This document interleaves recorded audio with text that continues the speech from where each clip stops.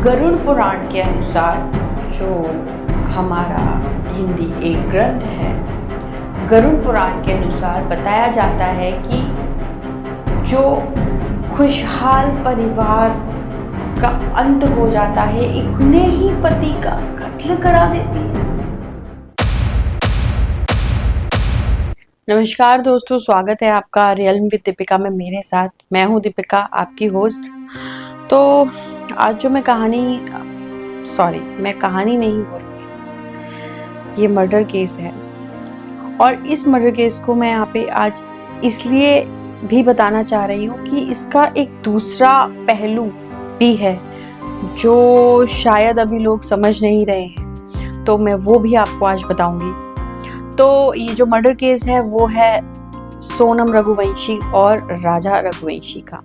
आप पहले ही इस बारे में काफ़ी वीडियोस सोशल मीडिया पर देख चुके हैं, सारे न्यूज़पेपर में सब जगह ये खबर फैली हुई है। इंदौर का एक कपल जो शादी करता है रघुवंशी फैमिली से, दोनों का बायोडाटा एक्सचेंज होता है और दोनों शादी करते हैं। सोनम रघुवंशी और राजा रघुवंशी 11 मई को दोनों की शादी होती है। 20 मई को दोनों हनीमून के लिए जाते हैं। सबसे पहले प्लान बनता है कि वो कश्मीर जाएंगे, लेकिन के पहलगाम में अभी जो अटैक हुआ है वो बहुत ही भयावह था। तो घर वालों ने बोला कि नहीं, वहाँ नहीं जाना है। तो राजा रघुवंशी सेड कि ओके, नहीं जाते हैं। तो उसकी पत्नी सोनम वो बोलती है कि मैंने मेघालय का प्लान बना लिया है। हालांकि राजा मेघालय नहीं जाना चाहता था, पर क्योंकि उसकी पत्नी ने बिना पूछे ही वहां की टिकटें बुक कर ली थी तो उसको जाना पड़ा। दोनों खुशी खुशी, क्योंकि टिकटें खो चुकी थी, तो निकले। दोनों ने अच्छे से वहां पे समय बिताया। सबसे पहले वहां कामाख्या मंदिर के दर्शन किए और उसके बाद वे मेघालय के लिए निकल गए। कैसे एक खुशहाल परिवार का अंत हो जाता है, एक खुशहाल शादी का अंत हो जाता है, वो आपको अभी पता चलेगा। दोनों निकलते हैं, ट्रैकिंग पे जाते हैं। उसकी पत्नी एक ऐसी जगह उसके लिए ट्रैकिंग के लिए ढूंढती है और एक वाटरफॉल ढूंढती है जहाँ पे बाहर के टूरिस्ट जिनको नॉलेज नहीं है वहां पे जाने के लिए मना है, क्योंकि वो जगह सेफ नहीं है बाहर के टूरिस्ट के लिए जिनको वहां की नॉलेज नहीं है। पर उसकी पत्नी वो करती है कि वहां पे जाना है और ही सेड ओके। वो दोनों जाते हैं।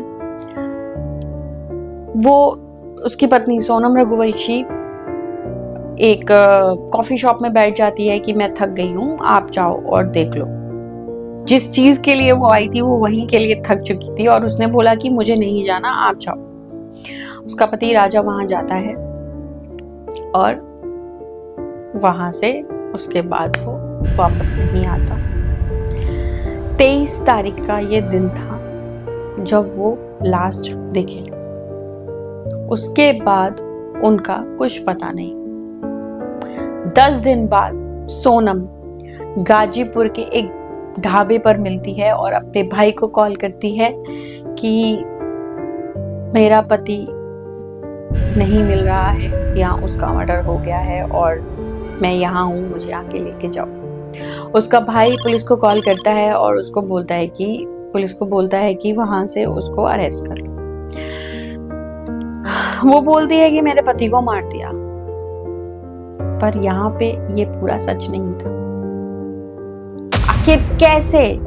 मुझे दुख है इसको समझ के, सुन के, कि कैसे एक हस्बैंड वाइफ अच्छे से शादी करते हैं, खुशी खुशी शादी करते हैं, हनीमून पे जाते हैं और वहां पे एक महिला, एक पत्नी अपने आशिक के साथ मिलकर अपने ही पति का कत्ल करा देती है। मैं थोड़ा इस सीन को यहाँ रोक के आप सबसे एक दरख्वास्त करना चाहूंगी, अगर आप किसी रिश्ते में खुश नहीं है तो उसे प्लीज छोड़ दो, उसके साथ आगे मत बढ़ो, डिवोर्स ले लो या शादी मत करो। अपने परिवार को आप ना नहीं बोल सकते, लेकिन किसी निर्दोष की आप जान ले सकते हो। आई एम सॉरी, मैं टॉपिक से हट गई हूँ, लेकिन ये मुझे डिस्टर्ब कर रहा है। इससे पहले भी एक केस हो चुका है मेरठ का, जहां पे एक पति ने अपने आशिक के साथ मिलकर अपने ही पति के दिल में 3 बार चाकू घोंपा, उसके छोटे छोटे टुकड़े काट के उसको एक कनस्तर में भर के उसमें सीमेंट डाल के उसको फेंक दिया। ये क्या चल रहा है? आई डोंट लिटरली अंडरस्टैंड कि ये सब क्या है। खैर, वापस मैं टॉपिक पे आती हूँ। सेम सोनम रघुवंशी ने अपने प्यार, जिससे वो प्यार करती थी, राज के साथ मिलकर और उसके 3-4 दोस्तों के साथ मिलकर अपने ही पति की निर्मम तरीके से हत्या करा दी। उसका पति वहां पे ही मर चुका था, जिसे वो बोल रही थी कि मुझे नहीं पता, मेरे पति को मार दिया गया है और मुझे ऐसे टॉर्चर किया गया है और मुझे यहाँ तक पहुंचाया गया है। बाद में सब उसने एक्सेप्ट भी किया है। खैर, वहां पे किस्सा खत्म हो गया। वो बेचारा एक निर्दोष व्यक्ति अपनी जान से हाथ धो बैठा। लेकिन क्या गलती थी उस शख्स की? क्या गलती थी उस शख्स की जिसने शादी ही तो की थी? अब मैं इसके एक दूसरे पहलू पे पढ़ती हूँ। ये किस्सा तो सबने ही सुना हुआ है, थोड़ा सा मैंने आपको ब्रीफ किया और अपनी भावनाएं भी बताई हैं इस पे कि आखिर क्या चल रहा है और क्यों इसको लोग बढ़ावा ही दिए जा रहे हैं, इससे शायद मोटिवेट हो रहे हैं। आई डोंट अंडरस्टैंड क्या मेंटल स्थिति रहती है ऐसी लड़कियों की, ऐसे लड़कों की जो अपने स्वार्थ के लिए किसी को निर्मम तरीके से मार देते हैं। मेरे समझ के बाहर है ये सब चीजें। अब मैं इसके दूसरे पहलू पे पढ़ती हूँ, जो मेरे इस पॉडकास्ट की थीम है कि इस तरह से जो लोग मर जाते हैं उनकी आत्माओं को क्या मोक्ष मिलता है? आखिर उनकी आत्माएं मरने के बाद कहाँ जाती हैं? गरुड़ पुराण के अनुसार, जो हमारा हिंदी एक ग्रंथ है, गरुड़ पुराण के अनुसार बताया जाता है कि जो व्यक्ति अपने समय काल को पूरा नहीं करता है और उसकी मृत्यु उसके समय से पहले हो जाती है, उसको इतनी जल्दी मोक्ष नहीं मिलता जब तक कि वो अपना समय काल पूरा नहीं कर लेता।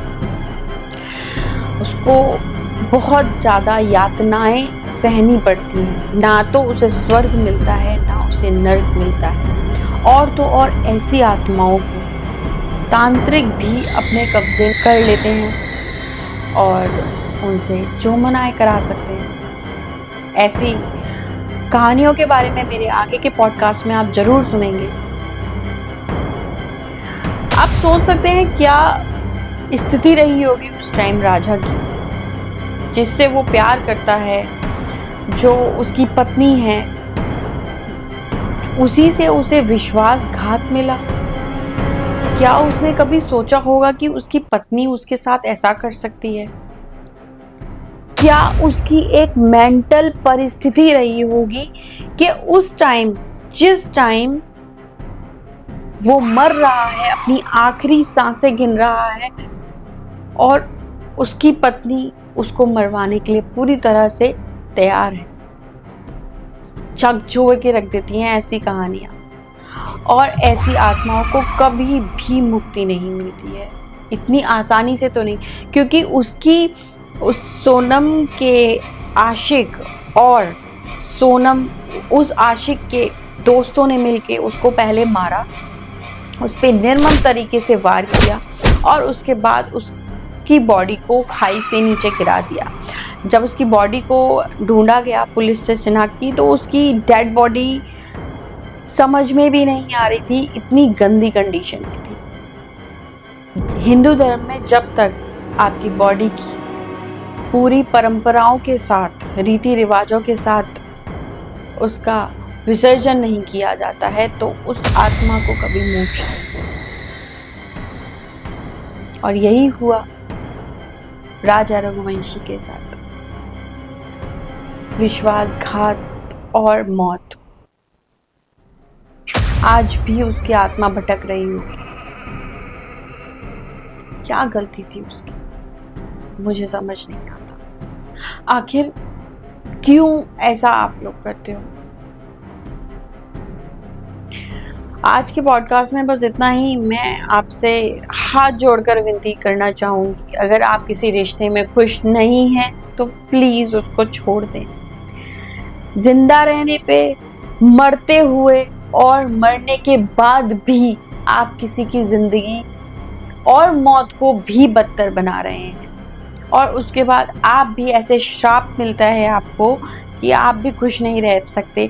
आप दोनों मर्डर केस को देख लीजिए ना, कि जो मेरठ वाला मर्डर केस है और ये जो इंदौर वाला मर्डर केस है, इन दोनों में उन दोनों लड़कियों की क्या स्थिति है आज। अगर मेरे पॉडकास्ट को देख के किसी के भी दिमाग में थोड़ा सा भी क्लियरिफिकेशन हो कि ये सब नहीं करो, तो मैं खुश होंगी कि मैं किसी की ज़िंदगी बचाने में या किसी का दिमाग डाइवर्ट करने में सफल हो पाई हूँ। जीते जी और मरने के बाद लोगों को शांति से रहने दो प्लीज़। आज के पॉडकास्ट में बस इतना ही। मैं मिलती हूँ आपसे एक नए पॉडकास्ट के साथ, एक नई कहानी के साथ। तब तक के लिए बने रहें मेरे साथ। जय माता दी, जय काली माँ।